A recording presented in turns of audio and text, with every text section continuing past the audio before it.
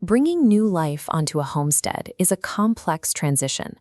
For the mother goat, every metabolic system must work in perfect synchronization. This diagram shows how the process actually starts. The mother doesn't decide when to go into labor. The fetus makes the call. As the baby reaches full maturity, it releases a surge of cortisol, signaling to the mother's bloodstream that it is prepared for life outside the womb. This fetal trigger forces the mother's system to shift resources, rapidly depleting her stored energy and metabolic reserves to power the first uterine contractions. If a doe enters this rigorous process without adequate preparation or muscle tone, the physical work of labor can stall, creating a dangerous situation for both the mother and the kids. To prevent that kind of stall, the holistic birth process begins weeks before labor starts. Homesteaders use specific botanical tools, like the dried leaves and seaweeds you see here, to build the animal's physical resilience. The primary herb used is red raspberry leaf, known scientifically as Rubus idaeus. Homesteaders feed this to their does regularly during the final weeks of gestation. This microscopic view reveals the mechanism. Raspberry leaf contains an active alkaloid called fragerine. When fragerine binds to the pelvic and uterine muscle fibers, it actually tightens and tones the tissue, priming it for the physical stress of delivery. Alongside the raspberry leaf, caretakers offer free choice kelp.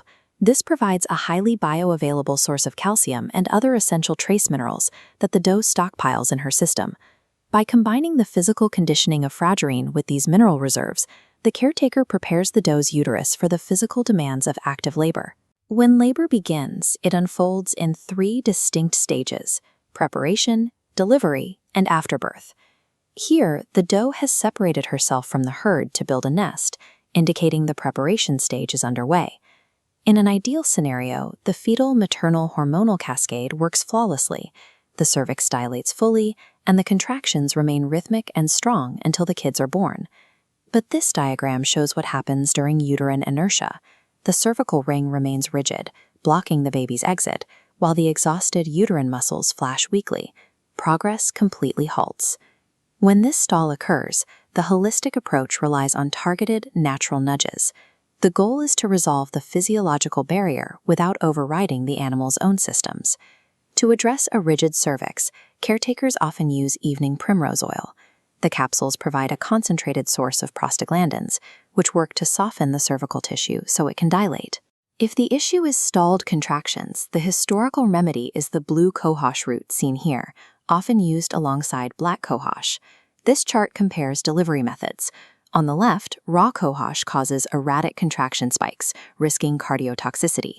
On the right, the 30C dilution encourages smooth, rhythmic muscle waves. For muscular exhaustion, CMPK is administered, replenishing the cellular ionic calcium the myometrium needs to resume pushing.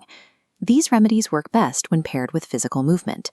Walking the doe around the barn utilizes gravity and triggers the Ferguson reflex, encouraging her body to release its own oxytocin. Matching these specific minerals and herbs to the physical breakdown allows the labor to resume without forcing the doe's system into a state of pharmacological shock. Delivery is only the first step. Once the kids arrive, the postpartum doe is in a state of metabolic depletion.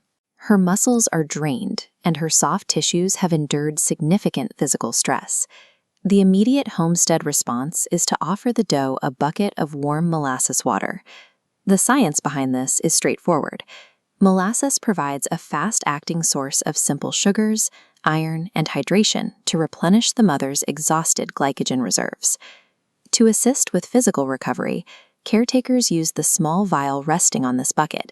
These remedies function as a toolkit timed to specific physical events, allowing homesteaders to respond to the changing needs of the animal's body throughout the labor timeline. When proactive nutrition is aligned with these targeted interventions, it facilitates a birth process that supports the animal's existing biological machinery. Facilitating life in this way allows the transition from gestation to motherhood to occur by supporting nature's design,